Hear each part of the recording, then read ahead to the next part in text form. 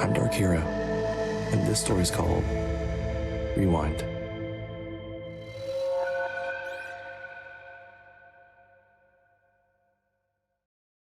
When I was younger, I used to go to the video store every Friday to grab a horror movie with my parents. It's funny how back then I really took that simple pleasure for granted. I know how convenient it is to open an app on your TV that can stream whatever you want, but I really miss those days. I miss browsing through the seemingly vast collection of movies, that feeling of a videotape in my hands, and even the overpriced snacks at the counter. I've been working in a cubicle for years, with empty promises of a promotion to keep me going. I'm 40 years old and still single. With no time to go out and meet people, I'm still living alone, in a cheap one-bedroom apartment. Time marches on and I wasn't getting any younger. I suppose the stress from everything was catching up with me, which is why I felt so nostalgic after work on Friday night. I was driving home from work and my stomach started to ache. Realizing I hadn't eaten anything that day, I decided to take a quick detour through the city to grab some food. I drove past fast food place after fast food place, each one seemingly unsatisfying to me. Then, something caught my eye. The bright red lettering of a place called Movie Gallery. It was more than just a blast from the past. It hit me like a ton of bricks. I quickly took a turn and parked right at the entrance of the old building. I couldn't believe my eyes as I followed the movie posters taped to the windows towards the door. I went inside and was met with the smell, yes, the smell, of videotapes that lined the shelves. Every movie was a classic. They even had an area for video games. I felt young again as I ran through the aisles to look for a movie. I couldn't believe that this place still existed. It was just like the one I used to go to when I was a kid. I went up and down that place until I found the horror section. I ran up to my favorite VHS of Halloween. But as I reached towards it, I noticed that it wasn't my hand that grabbed the movie. The hand in front of me was smaller. Much smaller, yet it moved as I willed it. Suddenly I felt something yanking at the collar of my shirt.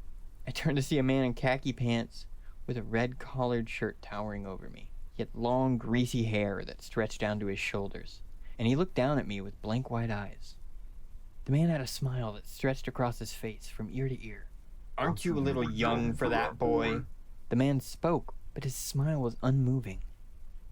He grabbed my neck and began to drag me with him, and my legs kicked, and I realized just how short they were. He exited an aisle, and I caught my reflection in the window. It was me, but a much younger me. I was shocked to find that I wasn't in my 40-year-old body, but I was in the body of my 8-year-old self. I screamed for help with all my might, my childish cries filling the space around us. The man snickered as he lifted me up and slammed me on the register counter. The glass of the counter cracked underneath me. I felt the wind get knocked out of my lungs, my yells shifting to choked coughs. The man began to make shushing noises and spoke. "Shh, shh. It's okay, boy. If you want to watch all the movies, all you have to do is stay with me." Then he pressed a long, bony finger on my chest and slid it up to my trachea. "No more screaming." And he hooked his finger on the front of my shirt. He licked his lips, and I felt the blood drain from my face. Instinct was urging me to escape, so without thinking, I rolled off the counter away from him. My body crashed onto the floor, but I didn't have a second to waste thinking about the pain. I got onto my little legs and ran towards the direction of the front door. I heard a loud, guttural roar come from behind me, and when I turned, I saw the man rushing towards me on all fours like some sort of animal. No, he was a demon.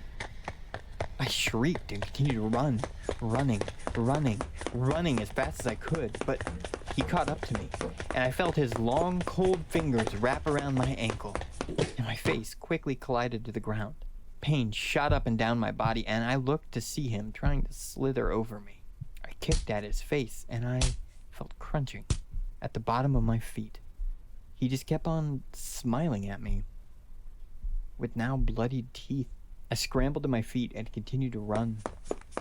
His voice, like nails on a chalkboard, screeched out, Stay with me! I was near the door, so I pushed forward, shoulder first. My skin felt the humid air outside, and I nearly fell onto the concrete outside.